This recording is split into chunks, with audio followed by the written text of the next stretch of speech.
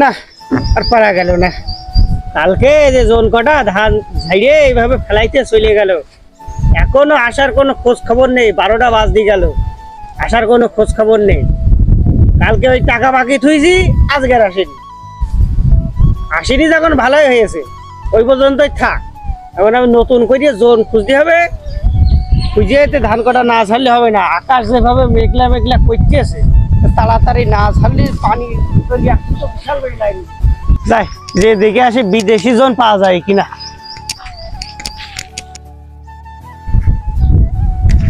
সকালে জোনটা ভালোই গেল, সকালে 2000 বিকেলে 2000। তাই যাই দেখি আর কোনো জায়গায় জোনটা বসানো যায় কিনা।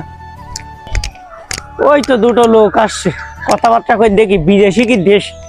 বিদেশি হলে তো টাকা কম দিয়ে কাজ বেশি করাই নিতে পারবা না, আর দেশি জনে গেলে কথা খরচ করে পারা যায়। ভাই দাঁড়ান। হ্যাঁ ভাই বলে, কিছু বলবেন?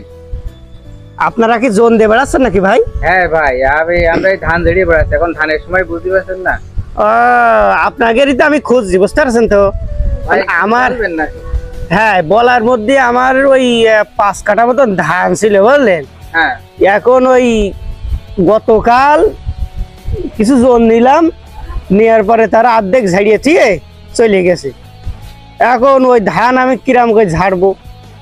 এখন আপনারা যদি যাইয়ে একটুকুনি ঝেড়ে দিতেন তাহলে খুব ভালো হতো। আকাশ যেভাবে মেঘলা মেঘলা করতেছে, তা আপনারা যদি এই আজকে উপকারটা একটু করে দেন তাহলে খুব ভালো হবে। ভাই কয় কাঠা মতো আছে ধান? আর ওই 3 কাঠা মতন আছে, 2 কাঠা ঝাড়িয়েছে 5-6 জন মিলে। 3 কাঠা ভাই ঝাড়তে পারি ভাই, আমাদের দুজনের 1500 টাকা দিতে হবে। একটু কিরাম কিরাম হয়ে যাচ্ছে না ভাই, একটু কমায় সময় নিয়ে। তো জানেন সবকিছু যে আমরা দেশের বাড়ি ছেড়ে এই বিদেশে আইছি জোন খাচ্ছি। এখন যদি কম এর কথা বলেন তাহলে কি হয়? তাহলে আপনি অন্য লোকদের ঝেড়ে নেন ভাই। বিভাদে পড়েছি বলে কি গলায় ফাঁদে টাকাগুলো নিয়ে নেবেন?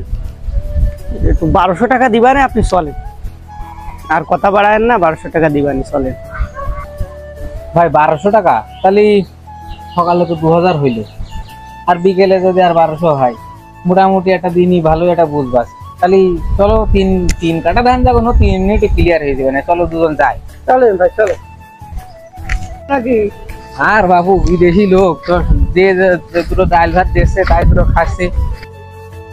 আজকে বাবু তোমার চাষি ভাত রান্না করিনি, নাই তো আমিই দিয়ে দিতাম তোমার ভাত।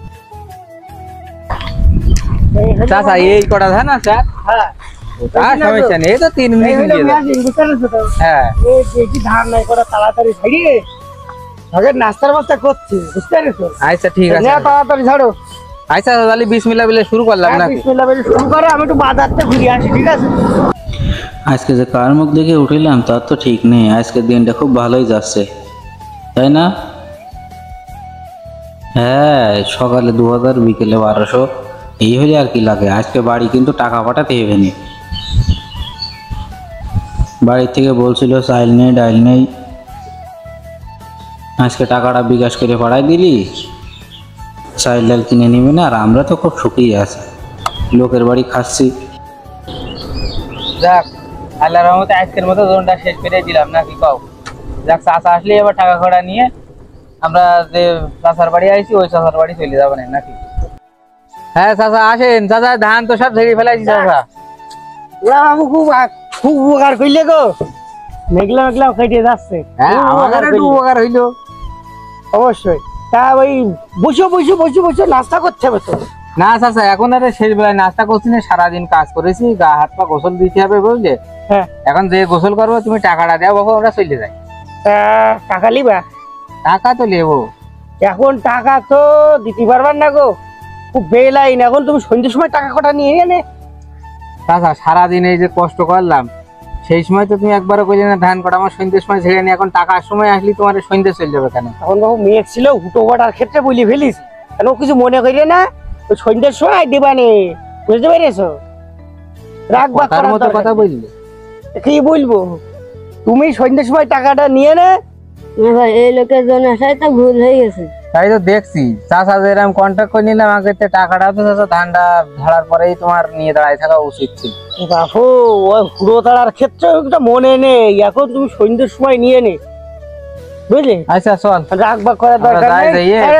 করে নি চাচা, তাহলে সন্ধ্যের সময় বাজারে তুমি দেখা করে নাও। আচ্ছা এখন ওই করছি নাস্তাটা না করলে কিরাম একটা না হেলে না নাস্তা বাড়ি আজকে থাক ঘরে না, তুমি চলে টাকা দিলে না আবার নাস্তা খেয়েছি। আরে বাবু শোনো হ্যাঁ এটাই বাস্তবতা। দেখুন আপনারা যে কাজের আগে কিন্তু অনেক সুন্দর সুন্দর কথা হয়, কিন্তু কাজ শেষ হয়ে গেলে আর মনে থাকে না। কি এমন ক্ষতি হয় কাজ শেষ হওয়ার পরে টাকাটা দিয়ে দিলে?